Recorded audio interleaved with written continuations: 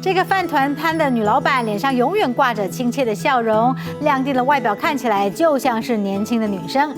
其实她的儿子都已经上大学了。17岁那一年未婚生子，为了养小孩，她高中毕业就投入职场，最后是跟妈妈借了5万块摆摊卖饭团。单亲的日子虽然很辛苦，她却始终积极乐观，即使摊位搬了好几次，老客人还是追着她跑。嗨，早安。哦，你要红茶对不对？对，这个是不败款，还期待你的公宝，公宝不要。限定款才会出现。最爱的就是它的限定款了，因为我常常都是喜欢变化性的。好，很阳光，水南市场的小太阳。看到它心情哇，很适合卖早餐。那干菜呢？这样子少少。好的。我每天都跟他买那个雪花控肉饭团，很好吃。你委屈一点，回去自己煎一下。哎呦，要不要辣？有。好。阵阵笑声一早从水南市场这个卖饭团的小摊位传了出来。雪花肉的话，它里面包的是控麻，可是一般的控麻会用三斩麻，可是三斩麻的话就普遍偏肥，然后早上的客人想要吃肉，可是又不想吃这么肥，所以我是选猪的这一块，它就可以有肥有瘦，都可以让客人挑。又香又大块的猪肉，让不少人每天来报到。这是老板黄婉琪在多数人都还在睡梦中的时候，一个人到猪肉摊抢来的。嗨，早！我要尬心，然后今天切10斤。多年前刚开始卖饭团的他，一个人来到猪肉摊前，准备了一堆问题问老板，只为了找到哪个部位包进饭团最好吃，最后才选定温体的假心肉。这个工作很认真，很上进，那也很好相处。订了几个肉？他8分钟就会响一次。清晨5点后的手机闹铃，不是用来叫他起床，而是催他快一点，再快一点。因为天还没亮，客人就会上门了。我本身睡很少，我朋友都笑我就是一个用省电模式在生活的人，就脑子也不动，每天就包，就是机械式的在包饭团。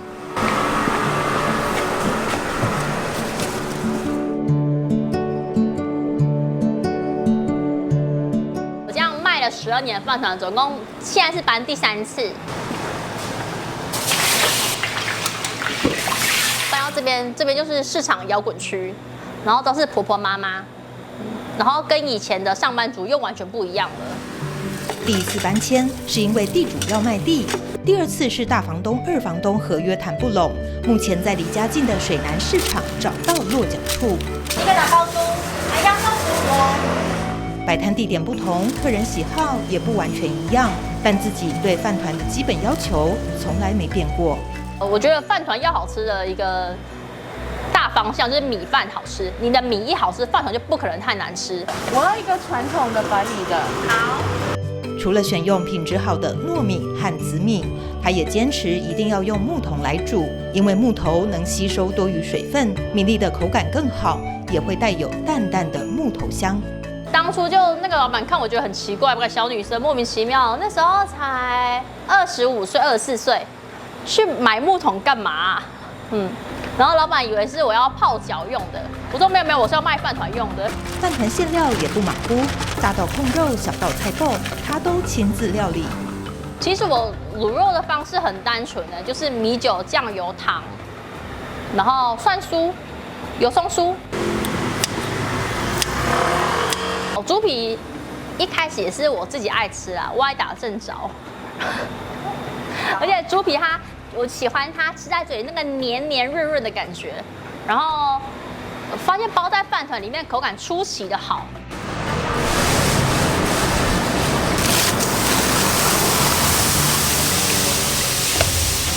菜脯、酸菜这些画龙点睛的配料都会再炒过。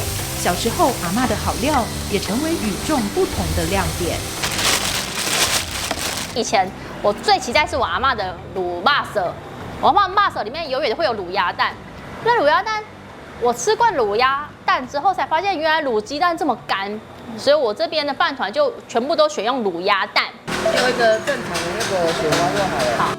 短短20秒就包好一颗香喷喷的饭团，传到掌心的温暖，就像黄婉琪的热情笑容，也诉说着她一手拉拔孩子长大的感人故事。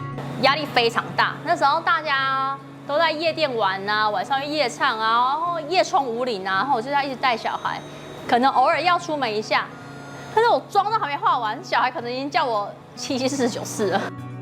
17岁未婚生子的她，高中毕业就投入职场，第一份工作是牙科助理，但很快发现这工作不能长久，于是跟妈妈借了5万元，下定决心靠着卖饭团养大唯一的儿子。我去准备豆浆，然后你套塑胶袋。好啊。睡觉时候我妈妈，然后可能半夜起床的时候，她就去上班了。小时候都会怕黑啊，怕没人啊，可是我又知道。我不能说就是我想有人陪，我想有你回来陪我，不能这样，因为我知道还有工作。妈妈的坚强、贴心、懂事的儿子都看在眼里，日复一日摸黑起床，凌晨就到摊位准备，再拿出最好的一面迎接客人，不是每个人都能办到。能够从一个小摊子，然后这样子，甚至能累积回头客，然后常常可以卖完，甚至可以提早回家，我觉得。这些迹象是我妈妈努力那么久了一个很好的证明啊。要袋子装吗？我本来是想要来这里打工，他不要我。最要好的高中同学也会抽空来摊位帮忙，因为一起走过青涩岁月，又同样有餐饮业的经验，知道这一路走来有多不容易。他一直是个算是很负责任的人，他的孩子也是算他自己一个人带大，所以他本人虽然说蛮活泼外向，可是他对于孩子的教育的用心是看在眼里。粗线条非常粗，解决过后我好像就忘了那个感觉了，跟就是很标准的伤口好就忘了痛那种人。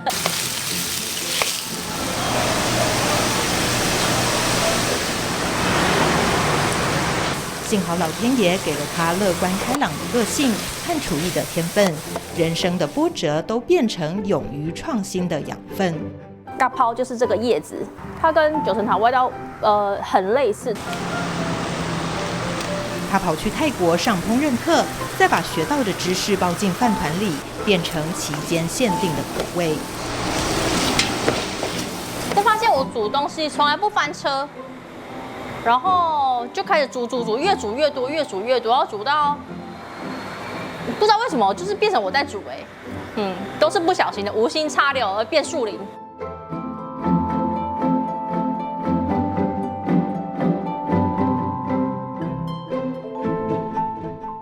卖饭团可以卖一辈子就这个行业好像不会被淘汰，不会因为 AI 所以淘汰。